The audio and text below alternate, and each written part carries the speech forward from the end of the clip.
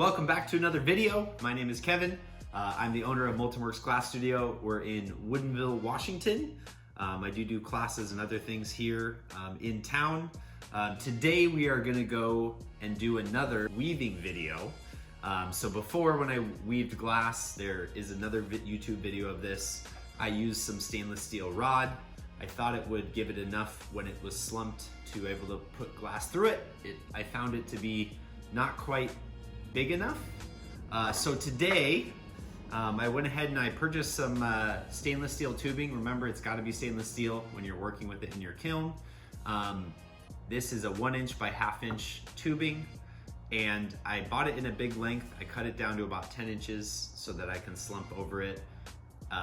No matter where you're at, you probably have some sort of local metal shop. Up here, it's Everett Steel or Metal Supermarket. So this I got from Metal Supermarket, and it's gonna be a great way to create our weaving today. The nice part versus buying any molds that are already pre-done or whatever from other sites, you may have issues because the cost, it can be prohibitive. I don't have it online right now, but perhaps I will add this as a product you can purchase in case you want to do some of your own weaving. So stay tuned for that. That's www.athomeglassfusing.com.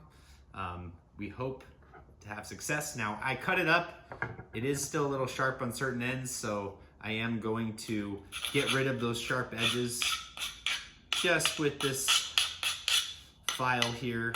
Doesn't have to be perfect, but that way it's good to go. Once I fire it, I don't have to worry about that or cut myself or anything. So I'm just gonna go through all these real quick, just do a little bit of touch up, and then we'll dive into cutting up our strips.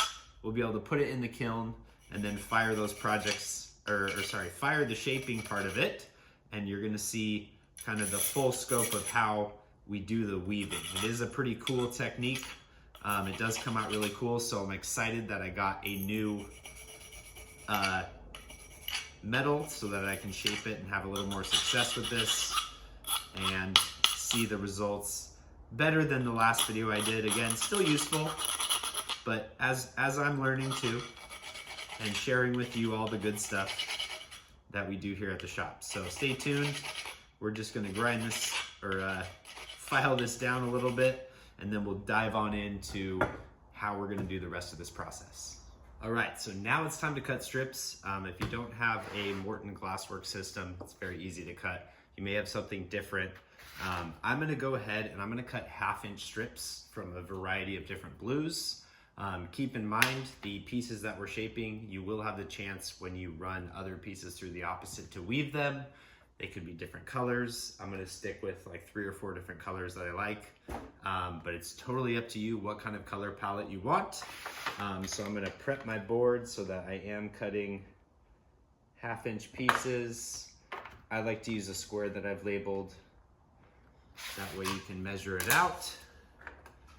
Got my scoring tool and everything. So first sheet, we're gonna cut up some white. And it's a little funkadelic right now, so I'm gonna cut it so that I have a straight edge that I'm starting with and not a random miscellaneous kind of crooked piece. So put that to the side. Now I can set my 1/2 inch, and depending on your level of skill, I like to go big projects, so you don't have to go this big. This is just an example. I just like to say the bigger is better, because who doesn't like that? So this will be a fun piece. And sometimes cutting long strips thin can be difficult. So start with whatever you're comfortable with. You know, it doesn't have to be a 1/2 inch. For me, it's just the variety that's gonna give me the best result.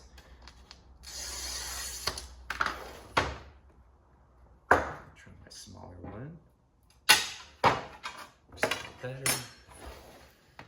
And again, depending on the size of your piece, like these can have space between. You're gonna see once we shape them how they turn out, all the little details of, you know, smaller shapes for smaller pieces in the end. Again, doesn't have to be this big. I'm just starting with my big strips.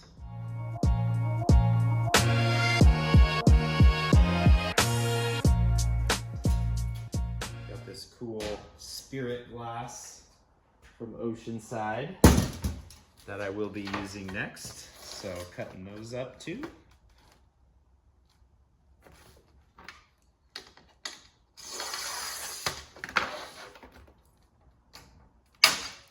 Ooh, see, doesn't always work. Sometimes these glass, a little harder to cut. Yep, this did not like this, okay? We're gonna try to get to a fresh piece again, so I'll cut off a little extra. We'll see how this glass works. It's not always the person, sometimes it's the glass. I've cut a lot of pieces in my day, so it's funny to have that happen. Yeah, see, this just trash. All right, not gonna use that one because clearly it is not me, it is the glass. So we'll set that aside. All right, next up we're gonna try. It's gonna be, this is the Sky Blue and White Wispy by Oceanside as well. So hopefully this one works better because cutting long strips, frustrating when you can't get the right piece or the right cut. Okay, let's see here.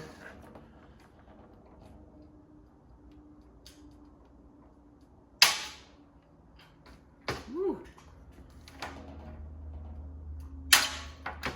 All right, so this one's at least cutting for me. Breaking right, not breaking in half. Again, if you were doing smaller pieces, it might work, but for this, I just want those long strips.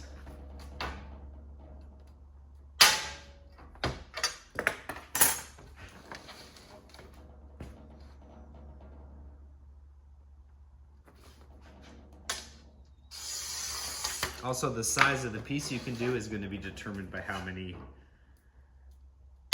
stainless steel pieces or whatever you're using you have.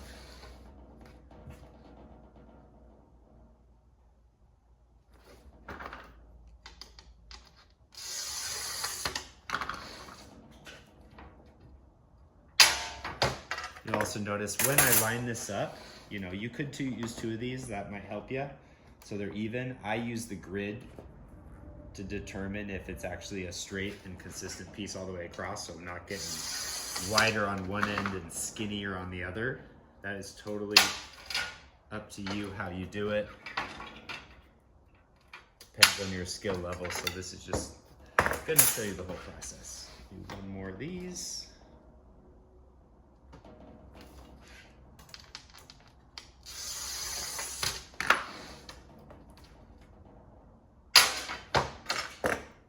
All right, we got that Sky Blue White Wispy for our last one.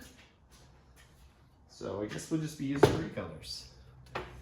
This sheet's cool because it's got another cool swirly. This is their Fuser Reserve. It's icicle clear and dark blue with a stir. Again, I tend to use pretty much all Oceanside because that's what I use in my studio.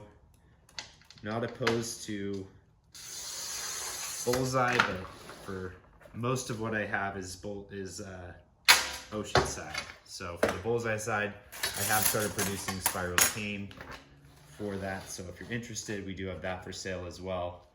I'm definitely going to add some spiraled cane to this project when I'm making it. So it'll be really cool. And then you get to see how the heck do I use spiraled cane? What do I use it for? Again, we maybe had an anomaly with that other sheet. Sometimes there can be a flaw. The earlier sheets don't always work the way we want them to. So we just adapt.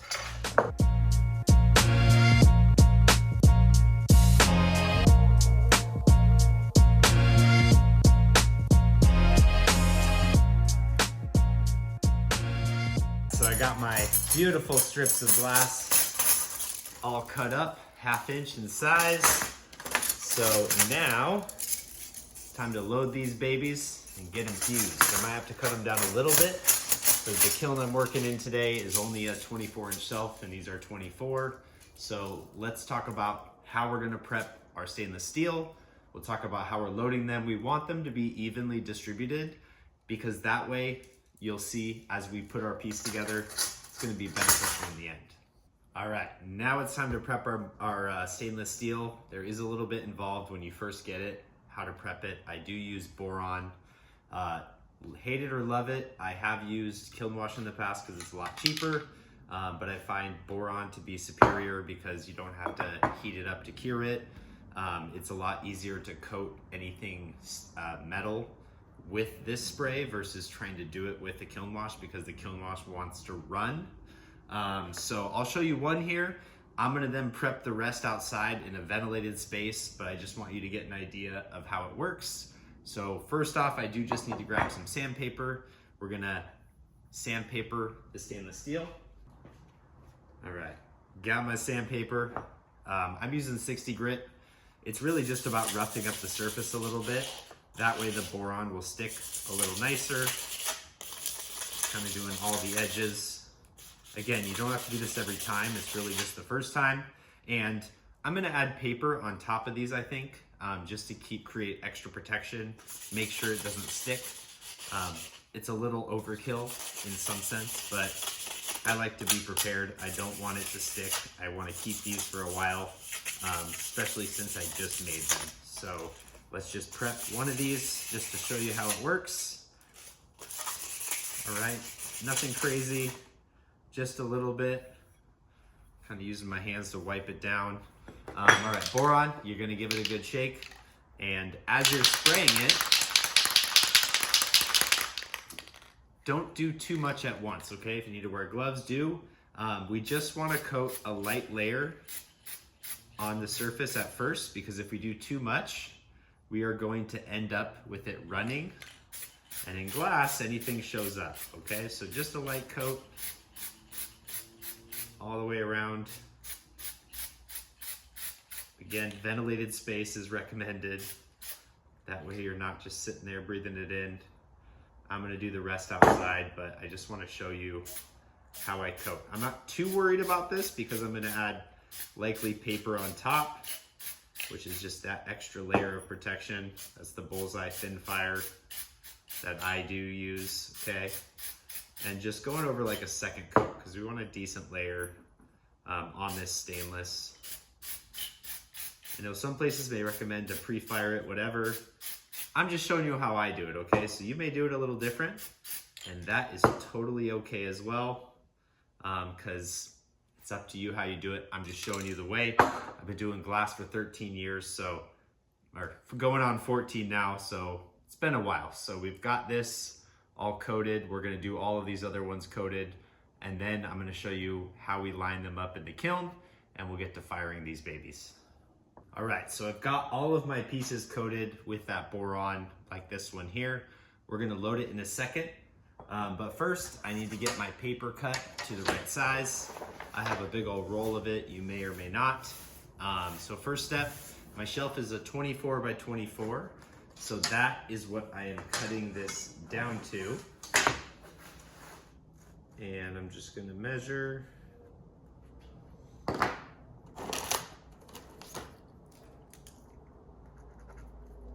Get this cut.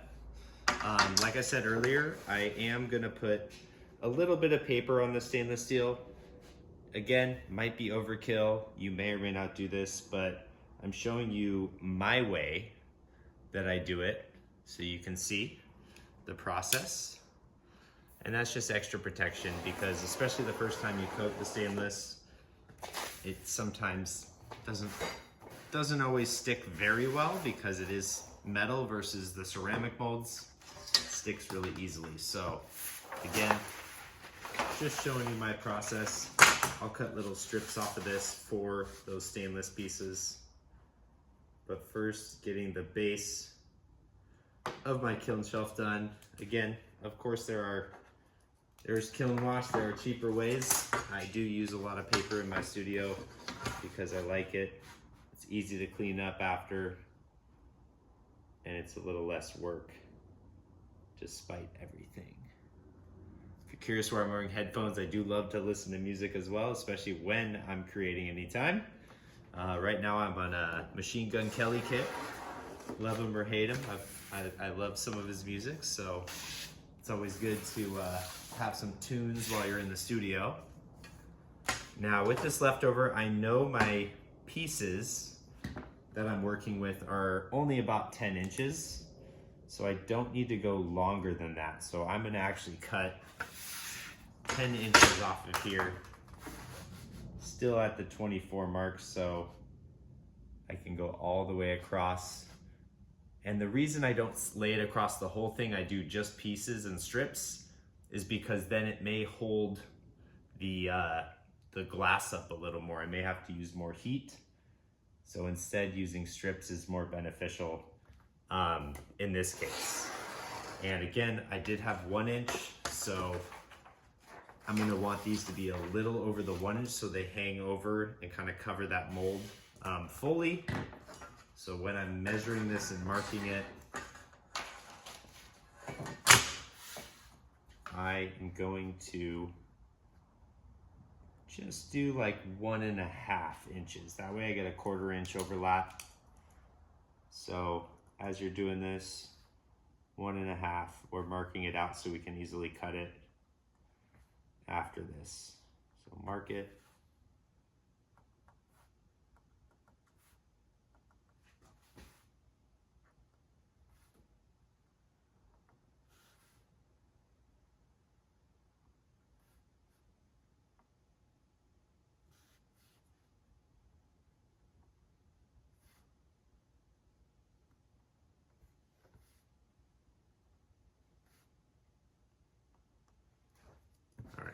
Marked. Cut these strips up real quick, and then we'll get to loading this kiln. Got our pieces cut up here. Bring these over to the kiln, and then it's time to start loading. Now, there is a little math involved because I've got 1 inch pieces. How much room, do I want between them? As I lay it out just here, for a visual representation, if I'm working with 1 inch, I probably just only need about 1 inch in between. So these are 1.5, so they will overlap on the pieces, but I'm gonna mark out on my base paper where I want these metal pieces to go. That way I know exactly how to position them, and there is a reason behind everything being even. So know that that's because then every single piece that I shape is the same, because when I offset them, and you'll understand it more at the second step as to why I do that, and that way we'll get a really cool weaving in the end. So I'm gonna mark up my paper with that spacing so I know where to place them, and then we'll go ahead and fire these pieces. All right, I'm here over at my clamshell kiln. It's got a 24-inch shelf in it. Got all my pieces prepped, and my lines are drawn out. So I'm gonna go ahead and set them up nice and evenly. And again, I decided on a 1 inch spacing. It's totally up to you how you do this. As I said earlier, I'm just showing you how I do these things based on my experience and learning from last time. We're still gonna have to go fairly hot so that the glass actually slumps around these, and it's gonna make a good weaving piece. But having the lines drawn out is important so that there's even amounts of spacing on all these pieces.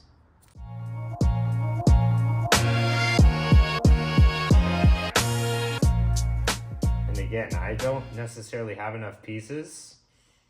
In fact, I know I don't, so I may have to do 2 firings depending on the size of the piece that I'm doing.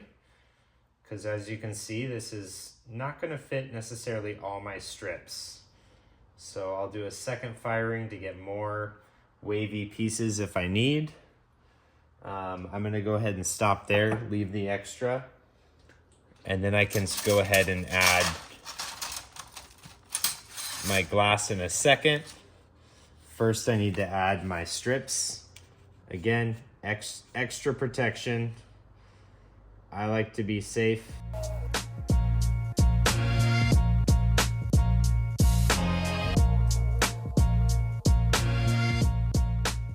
Okay, so I got my strips laid on.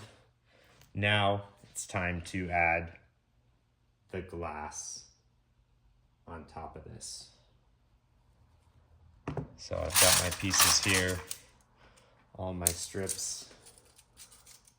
I'm gonna set them up here so I'm not getting them dirty. Nobody likes dirty glass.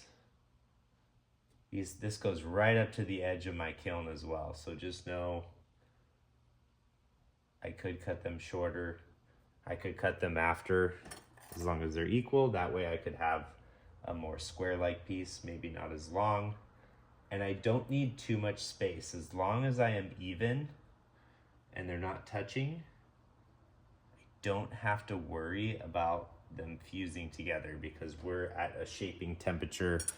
We're not going so hot that we have to really account or worry for that. And as you may or may not know, every kiln's a little different. So I want to show you my temperature and how I'm gonna fire them.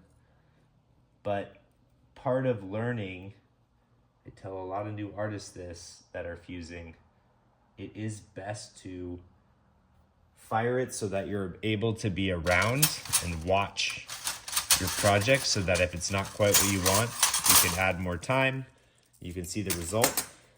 When I was starting out, I had a log of every single thing I fired, and I was tracking and I was watching the shaping. So I have a lot of experience with knowing exactly what's going to happen, about the right temperature, especially with these, because I have under fired stuff like this before when I did even my last weaving, or even before I did the video. I learned that it needed more heat because there's not that much space between. We really need to get the middle or the waves raised up. So it's important that you have enough space after to add more glass through the other parts of the weave. And that's why I changed and I'm using a different stainless steel, because squares is typically what you see when you're buying this, you know, right online or from, say, Slumpies or Delphi. They tend to be a lot smaller. They're very much like 10-inch. They don't have this many. This is extreme. And like I said, now, just the more that I think about it, I'm happy to create and sell these for you guys to buy. You don't need to buy too many, but depending on how much weaving you want to do or the size of your kiln, you may need more, you may need less. So I will offer that for you. And you can see, again, probably 1/8 to 1/4 of an inch between, really making sure they're straight, because if they are crooked, then they will end up melting into each other. It's going to be hard to get them apart and keep them from breaking out of this long strip. So here we go, but we're able to fit quite a bit, which is nice. I do like that part. And if I cut them after evenly, then, as I said, you can maybe get more of a square piece. It depends totally on the size and shape that you want the weaving to be. I was inspired by somebody that did really big, epic weaving pieces at Bellevue Arts Fair, which happens here locally. See if I can maybe fit this one more. I do want to make sure it's still on the metal. It's not going to drip over the sides, so that does look good. And that's all I can fit. So I have 11 metal pieces and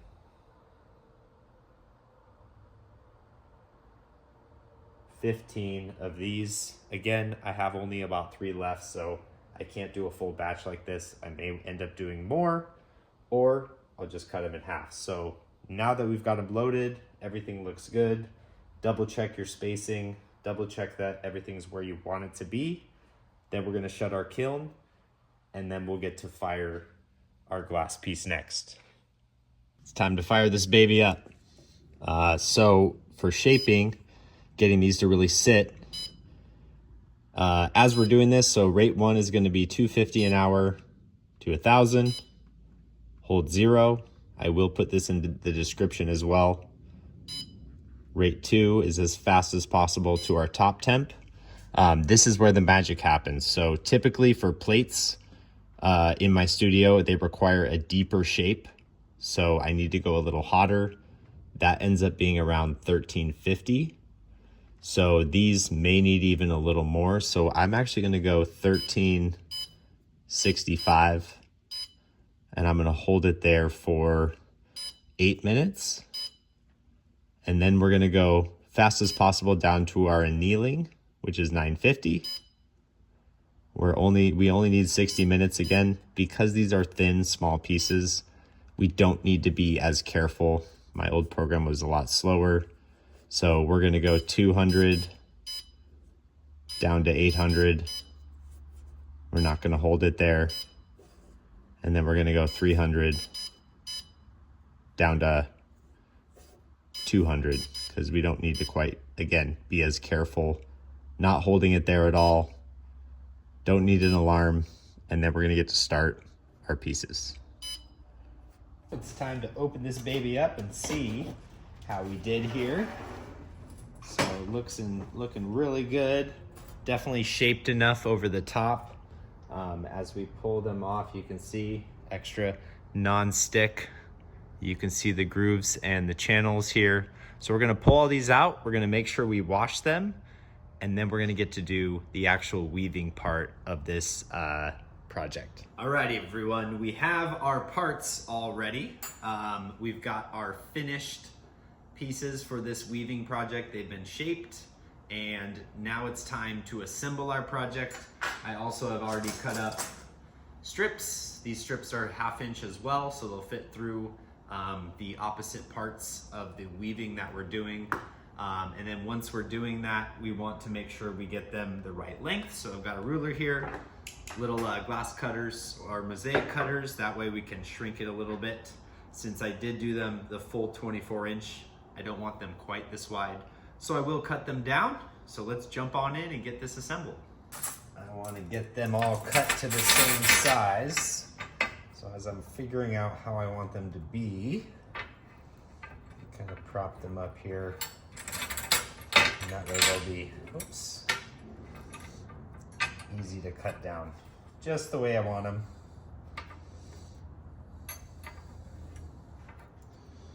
Let's see, this side's actually gonna go up. So we'll have that little round loop face up. So as I'm thinking about this, I think I'm gonna cut them down to this size here. So I'm just gonna cut off just the extra loop. Make sure I'm doing them the right size. Again, you could pre-cut your strips to the size that you want ahead of time.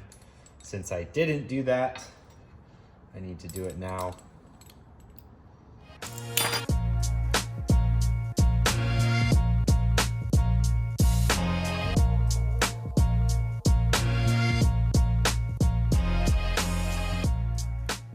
Okay, that's all the ones I have for this project. So now that they're cut, now it's time to set our weaving up. So as we're doing these, we are going to offset them.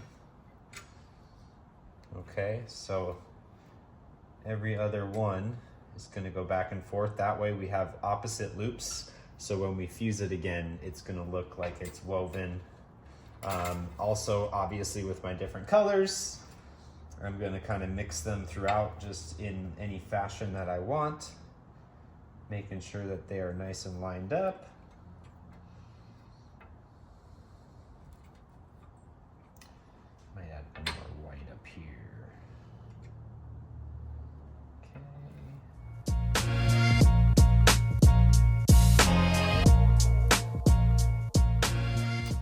you may have seen my first video. This video is kind of the redemption for it because I realized that I did not have the right shaping stainless steel as I was using rod versus a rectangular bar. And I found that works a lot better. I might do it a little hotter next time if I wanted a little deeper grooves just to ensure that they're gonna fit through. I think this one will work just fine, but we are also gonna find out. And on top of this, I may have wanted to shape more pieces with the molds I had. This is as many as I could get in a loop. And since we are just showing you how it's done, we're gonna start with a little bit smaller size. Now for this one, I can figure out how long I want them. I do want a little bit of overhang. It's totally up to you and your design preferences, but I'm going to cut them just about like that. So then I can measure them out. So it looks like I'm at about 9 inches is what I'm going for. So with 9 inches, again, these don't have to be perfect because we're going to fire it again. So yep, that looks like about the right length. So I can use this one as my measuring tool. If I have a Sharpie, I can then mark them out and make it easy to cut a bunch of these to the right size. Okay, so this glass here, this is the Blackberries and Cream. It's one of my favorite colors to use. Just the swirly effect is really cool. And I'm going to integrate some of the other colors that I used as well. That we get cohesion. Who knows? Maybe you want other crazy colors. That is totally up to you. I got a few of these one-offs as well. So let's mark these out. We'll cut them up, and then it's time to start weaving.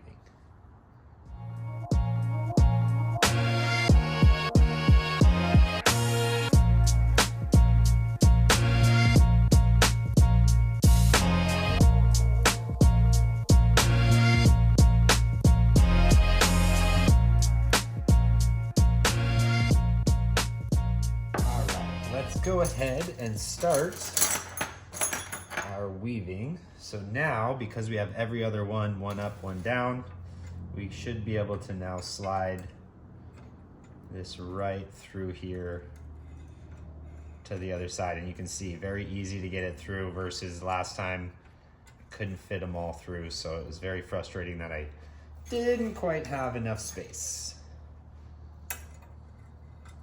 This is very easy to do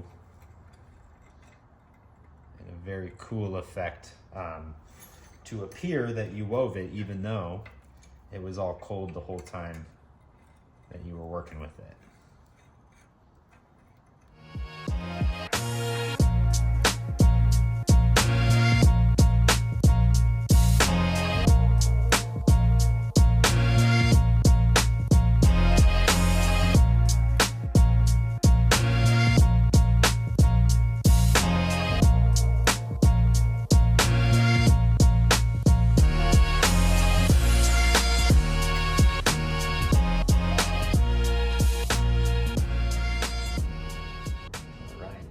Great. Now you can adjust it how you want. You know, if you made them a little bigger, maybe you want some space in between them. That way, just again, effect-wise, you might want a little gap instead of having them so close together. Some could be closer, farther away. That is, again, totally up to your design preference. I'm gonna leave a little bit of space and see what that looks like after. I'll have less flange at the end, or sorry, less sticking out on either side. But that's all right if I wanted more. Or if I wanted these uneven, you could do bigger ones, smaller ones. Might give it more of a organic effect. Oh, this is the stuck one.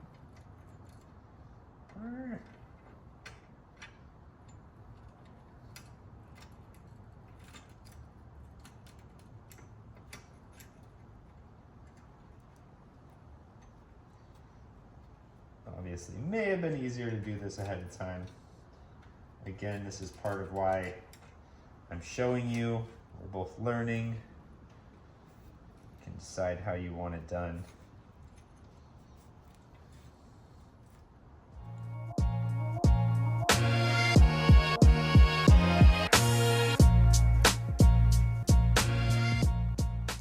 I'd say that's looking pretty great. So now it's time that we're gonna put it in the kiln.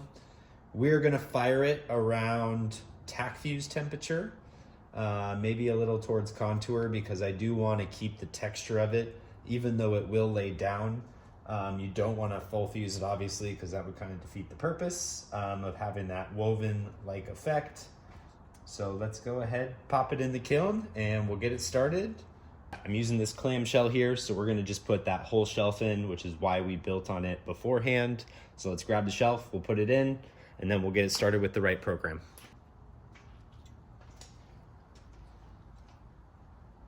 Okay. Try to be careful not to move it too much. We'll make sure it's still mostly lined up the way we want it.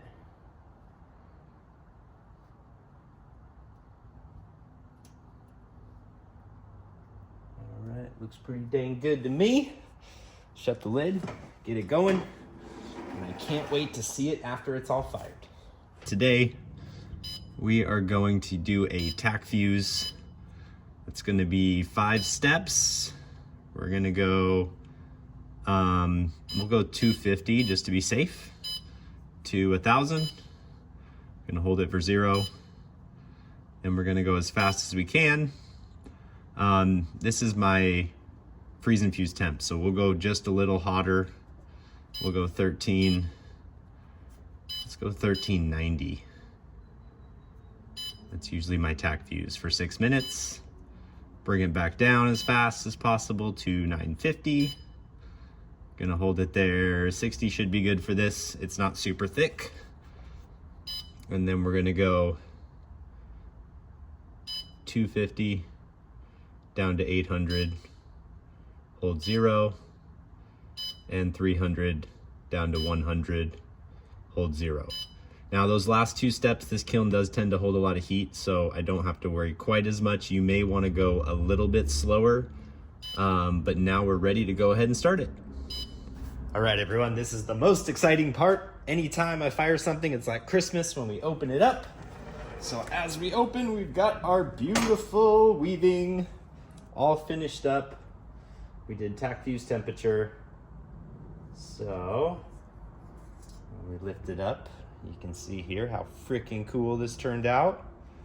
Really looks woven in there, still got the texture on it. I went tack fuse so that it wouldn't melt in really very far, but you can see all the ridges settled down so that it's fused together with no gaps. We left little space in some of them, so a really nice variety. Really happy with how this turned out, and now that I have the right tools or the right forms, I can make any of these.